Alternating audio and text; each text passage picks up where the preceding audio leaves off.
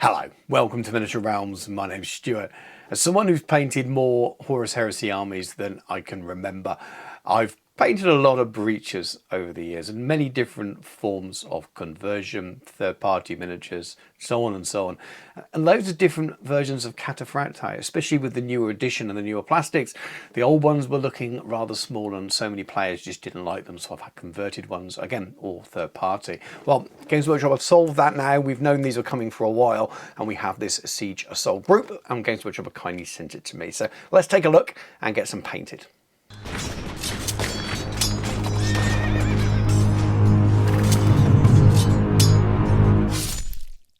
Miniature Realms is proudly sponsored by Counter-Attack Bases.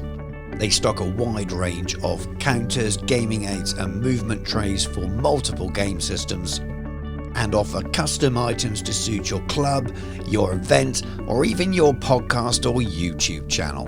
Check out the link in the video description. So thank you to Games Workshop for sending this out to me. It was a nice little surprise the other day when I opened it up, and will go very nicely with my ever-expanding Iron Warriors army that I'm working on behind the scenes a bit at the moment. I don't get as much of it on the channel as I do with old world stuff, but I was very excited to delve into this for the reasons I said in that little intro, that I've painted a lot of breaches over the years, had them in my own armies. It's nice to finally have the miniatures. Everything's as you expect in a full colour assembly guide, and some of the frames you'll recognise from before. Not going anywhere near the Dread, that's been around for a few years, and you've got the nice new transfer sheets that you get in the current starter set as well, and with your standard infantry. But most of the frames are what you'd expect. The Mark III is the Mark III that's been around, I think, since 2022. But the different frame here is the Breacher Shield frame, and that's the new thing here. It's got different arms and things with it as well, so it's not just the shields. You get arms to holding the guns and holding the shields at the right angle, so you're sort of firing from behind that shield position. The Cataphracti are very recognisable, as you can imagine, but they've been completely rescaled and changed a little bit as well. So they look like Cataphracti, but I think they're slightly improved. They do look a bit thinner, and I don't know if it's just a matter of making them a little bit taller. And then the frames you get, you can make two different types of kits. You can make them with combi bolters and power fists, or you can also make them with Volkite chargers and power mauls. Didn't really have anything of note to say about the assembly of these. They're modern Games Workshop miniatures that went together quite nicely. Not excessive amounts of mould lines as far as I'm concerned. I always expect a little bit of cleanup with miniatures. I know it's getting less and less these days that you get any mould lines, and then occasionally a certain kit will have them and people shout about it, but these seem pretty good to me. Don't have any issues, and they build up quite nicely there. Breacher guy looked great as far as I'm concerned. It's nicer, as I've already said, to finally have a dedicated plastic kit available to it. And again, no problems building the Cataphracti. They go together very, very quickly, to be honest with you. The only bit I didn't like is the under pauldron. Shoulder guard is in two parts, but you find that with a lot of miniatures these days. But I think it looks pretty cool, if I'm honest with you. I like that it's now scaled to the new size miniatures. It did look odd before with the older plastics, which date back to the beginning of plastics for Horus Heresy, and you can see them side by side there. You can see it's that little bit bigger, which is perfect. It's time to get these painted now. I'll hold up most of the paints to the camera as I work my way through. Some names I will call out, and I'll be posting all of the colours that I've used on my Patreon, which is free to view. You do need to be a Patreon member, but you can go and view them there. So you can get my paint list for free either by pausing and making a note as you're going through, or go and check out my Patreon. There'll be a post up with a list there and a photograph of all the paints that I've used. I'm just painting in the black areas first here so I can mask them off before I do the metallics, and this is the method I'm using for a relatively quick army paint job. So the same method I'm using on my own army at the moment, the kind of thing I do if I was doing a large Iron Warriors commission. So I'm working my way up from black, just subtly highlighting the black with some dark greys, essentially just to lift it slightly and give it a little bit more depth. This is ancient stone, or bone kind of colour, and I'm just going to be using it to do a little bit of dry brushing and all the sort of little leather Roman style waist straps and arm straps you have on the Cataphracti. I'm going to be using some contrast style paints over the top of those and then masking that off before I do the metallics as well. For that, I'm using Satchel Brown here from Army Painter. I'm testing a lot of Army Painter paints at the moment because I was sent some. I'm working towards a bit of a kind of review reflection video on the process of doing that. So I've been dipping into those over some contrast paints just at the moment. They work very much the same way, and some are great and some are not as good as contrast, and vice versa. Here are some tools of the trade for masking, which is going to come up next. I've got some liquid mask and two types of masking tapes. The thinner tape is really good for making the hazard marks on the shoulder pads and on the shield, the boarding shield, and areas like that. The thicker one I didn't end up using at this point. And then the liquid mask, I use a clay shaper to paint it on, rather than just using a paintbrush, because it just sticks in the bristles and you end up having to throw them away. But with the clay shapers, you've got a nice little point there, and then you can just rub it off once it's dry. You can just go back and use it again, which is perfect. The clay shaper, that is obviously not the mask. Covering in over the shoulder pads that I want to remain completely black. The rest I'll go back and mask more after I've added the yellow. I'm using two thin coats here for this little triad of yellows, but basically works from a very sort of ochre-y kind of yellow up to a fairly brightish kind of yellow. Not too light and lemonish. I want a nice sort of rich yellow to really contrast against the black and the silvers, but I'm just working on those shoulders where I've placed that masking to get those nice sort of hazard stripes on there. I'm not worried about overspray because it's only going to overspray onto black, which I'm going to be covering completely in metallic paint, so I'm not worried about that at all. I'll have masked off everything else that I want covering. Obviously I'm not trying to cover the whole miniature, but I'm not too worried if there is a little bit of overspray there. I'm just working up with the layers on each of those three yellows, making sure that I'm leaving each of the previous coats showing a little bit, and I'm working towards light to the top this way. Sometimes do it the other way around, depending on what looks best at the time. So working towards the top of the shoulder pad and towards the edge more, so you get this nice little transition between the three different yellows to the brightest one at the top. Looks cool on the miniature, especially when you've obviously got it all finished and contrasted and tidied up with everything else. Moment of reveal. Always a little bit scary because it can go wrong, but I didn't have any disasters this time at all. It masked pretty well.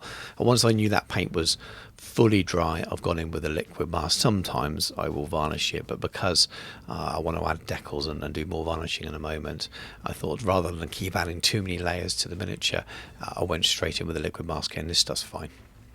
After a little bit of practice, you can generally work out how much liquid mask you can apply in a single go before it runs and drips onto areas you don't want it to. But with a bit of practice, you can really get it right up to the detail.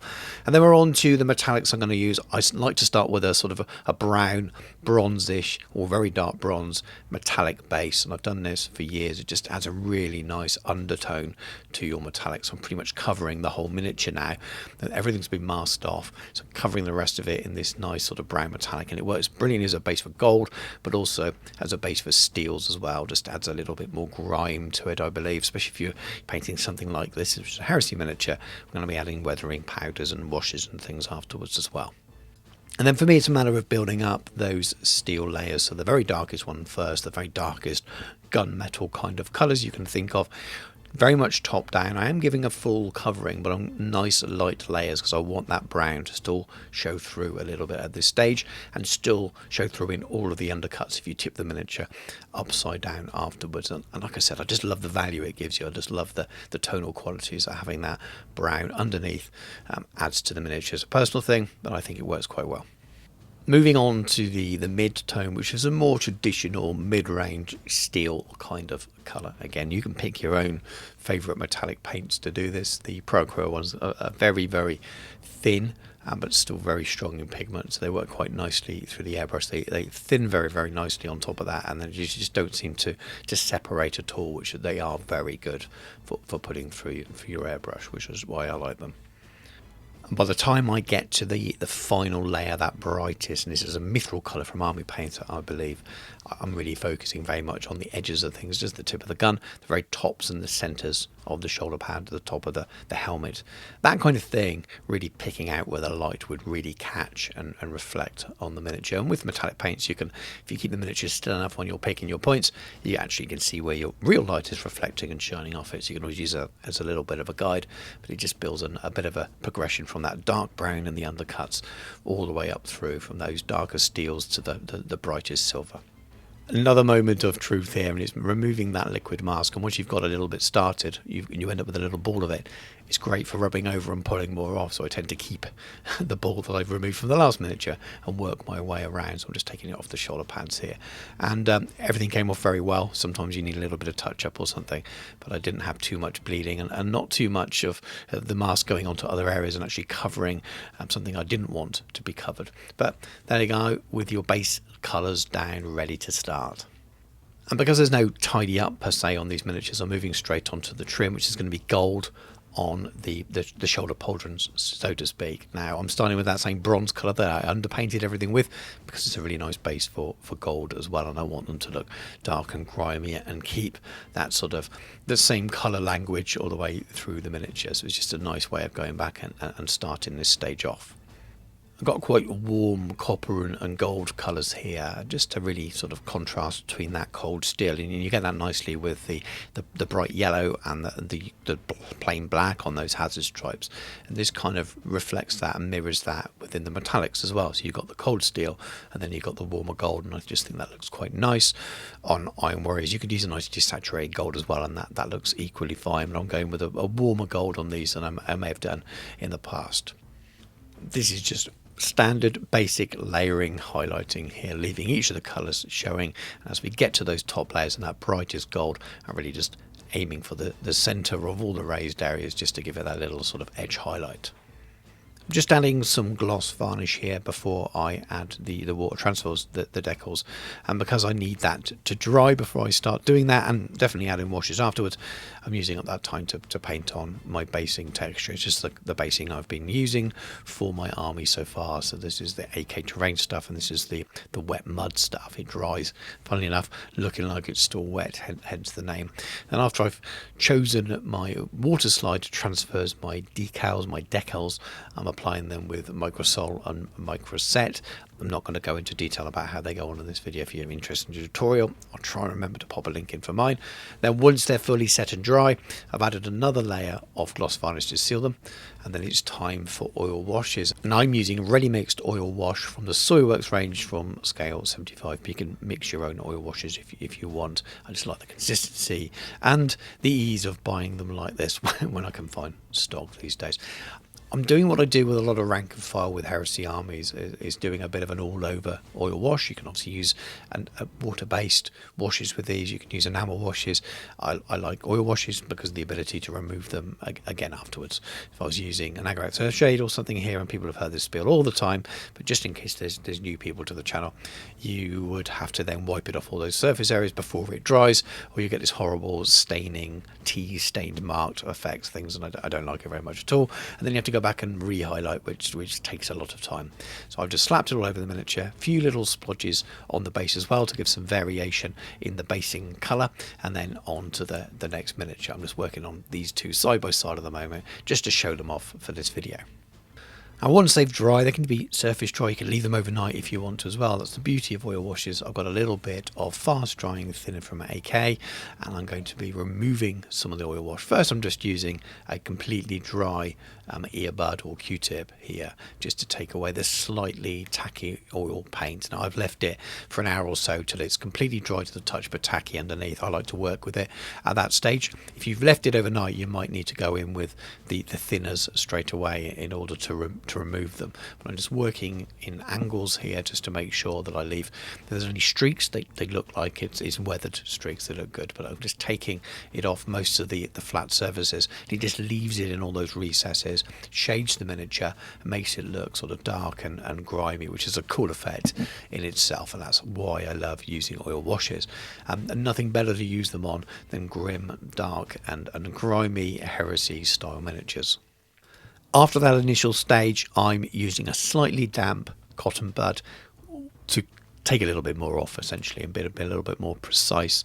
Yeah, take it almost back to the clean paint in some places, and other areas not so much. You can really sort of show variation in the level of weathering, and that means you get a nice contrast between bright parts of the miniature and dull and dark. And then afterwards, I'll go back with an old paintbrush as well and paint away the oil paints, if that makes sense. And because you've got a residue of it on the shield, you can use it to paint streaking marks as if they've been working in the pouring rain and it's running down the shields. It looks great and it's really easy to do. So rather than just painting on a streak, you can also have grime on there and clean it away, leaving the streaks on there, and you can play around with them as well. It's amazing as soon as you get this oil paint wet again, and it's really malleable, and you can move it around and take it off those flat surfaces, leave it in those recesses and have lots of fun with it. And it's super easy, it really doesn't take very long at all. Now once those oils are fully dry, I've added a layer of matte varnish here just with the brush, because I don't want to dull all those metallics down onto the areas that I don't want to look shiny from that gloss paint. So that means that little bit of leather that's dangling between his legs, and then the matter paint areas that you have on the shoulder pads essentially. If I was painting non-iron warriors, I may do some of that stage before I do the metallics, but that's not always possible depending on how you're going to weather your miniatures. So you just got to target the order in order of how you're going to paint your miniature, or what works best to save time. That's the way I think with army painting. Got a little bit of that mithril silver on my dry brush here just to catch some of the edges to make it pop and stand out a little bit more. I'd rather do this than edge highlighting sometimes, even though I will go back with a little bit and catch the edges, some things to be a bit more precise with the brush, but rather than going around and doing a full edge highlight on all my rank and file, this is quite often how I do it, and it works nicely with Heresy miniatures, with them looking weathered and dull and dirty and disgusting. I'm just using a dark brown, that was cuirass leather I think from toothing coats, just to sponge on a few little chips and things as well. Not too much on these, focus on the little bit where you've not got metallic paint, but a little bit all around the miniature, a little spot here and there. Maybe it's a splash of mud, maybe it's the paint chipped away depending on where you put it, but the way it works to the eye is the most important thing. A little brown dot on some yellow paint looks really good. Very close to the end now, but I've just grabbed the white paint and I'm doing a little bit of underpainting. I'm just painting into the eye lenses, and then also the sort of vision lenses on the shield. And when they're large enough, I'll add a little dot and a little half moon underneath to act like a reflection. And then once they're dry, I have the technical paints here, the Spirit Stone paints. Got the red and the green, using a bit of green on the inside of the shield here where there's some kind of display, and then red on the eye lenses and on the little sort of lights at the front. Add a couple of thin layers on, and it just shows the white paint through nicely, which gives you that effect of a glowing lens. And you can obviously paint those in traditionally, highlighting them up using oranges and whites and things like that. But if you're working on a whole unit again, doing army painting, this is a really good way of doing it much more quickly. I'm just adding some finishing touches now, using a little bit of dry pigment just to put in patches on the base, just to add some variation. The incredibly simple basing going on here. I've had the one basing texture, a little bit of oil paint so far, couple of little touches of weathering powder here. This is very greasy stuff, the AK stuff as well. It really sticks in there. I'm not going to seal it after. I'm going to blow the excess off and just leave it into the detail. It's absolutely fine. And then after that, I'm going to add a little bit more mud texture. This one's from Vallejo and it's European mud. It's just a really fibrous, wet mud effect. And I'm just going to put a few little patches around the edges of where that drier powder is. So it looks like you've got some drying mud at the crust and then wet mud around it. And that's all I'm going to do for a lot of the bases on the army. Keep it simple, but using effects like that, miniature modelling style effects, and it can just look really, really cool. And if you really want your miniatures to look like they're in their environment and you've got license to with an army like this, you can add a little bit of that mud effect to splatter up the boarding shield, or the shield here. It looks really, really cool, especially down the bottom. You can put a little bit on their boots as well. And then for me, a nice black rim on the edge of my bases, and we are done. And I think they're pretty cool miniatures. They paint up nicely, but let's have a look at some proper pictures. I'm a fan of the new Cataphracta. I wasn't sure when I first saw pictures of them. I wondered if they'd be a little bit thin.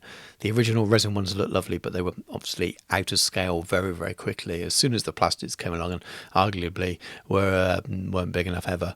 And then the newer plastics were great when they first came out, but as soon as we had the new edition of Heresy, or the second edition, we got all these new plastics, new Mark III. They just weren't the right scale anymore, and I like the newer scale of Heresy. I think it was pretty cool. It's a shame that some of the old classic miniatures no longer work with it, but I think overall it's an improvement, and I think that's what they've done again here. I know there will be fans of the older ones, I know there'll be fans of the older resin ones as well, which is fine, which is absolutely cool. But I think they're great. The breaches are cool. I mean, there's nothing new really about most of the miniature. It's just the modern Mark III, which I think most people like. I did like the styling of the old Mark III, maybe a little bit more, apart from the helmets. Not sure. These are pretty cool, but they always look amazing with shields. I always love a breacher, and it gives you excuse to do things like that hazard marking on there. But for me, the star of this box are the Cataphracti. But let me know what your favourite is and what you think in the comments.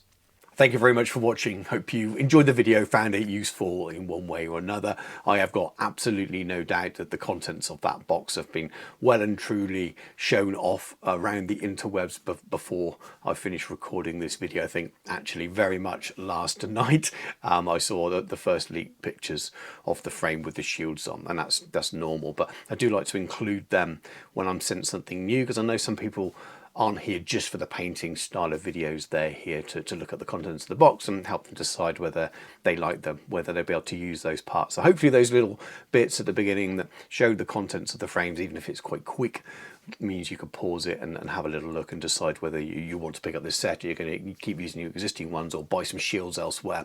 Obviously they are Mark III Space Marines, so if you have those already, there are other ways to make them into breaches and so on. The Cataphracti are very different, but obviously existing ones are out there on the market as well. I'm a fan of both of them. The Mark III are the Mark III, they're not new miniatures, and the board and shields just look like larger versions of the smaller ones we've got at the moment, but I think they did a job fine. They're really, really nice.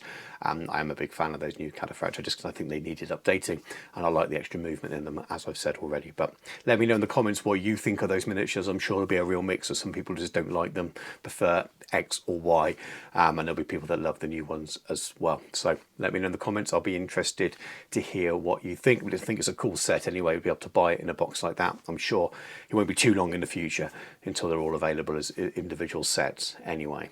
Do all the YouTube things. If you have enjoyed the video, give it a like, do drop that comment below, subscribe to the channel if you haven't already done so. There will be more Heresy content on the channel as I slowly work through my own Iron Warriors army. It is a little bit slow at the moment because I'm just so inundated with other projects, including old world stuff, and if you're a regular on the channel you'll know that that's very heavily featured, and there'll be lots more on that too. But I will dip into Heresy as and when I get time, as and when I get things sent to me as well, because I do love it. It is a fantastic game, a fantastic universe that I've enjoyed ever since I read the very first novel, so there will be returning to it many times in the future.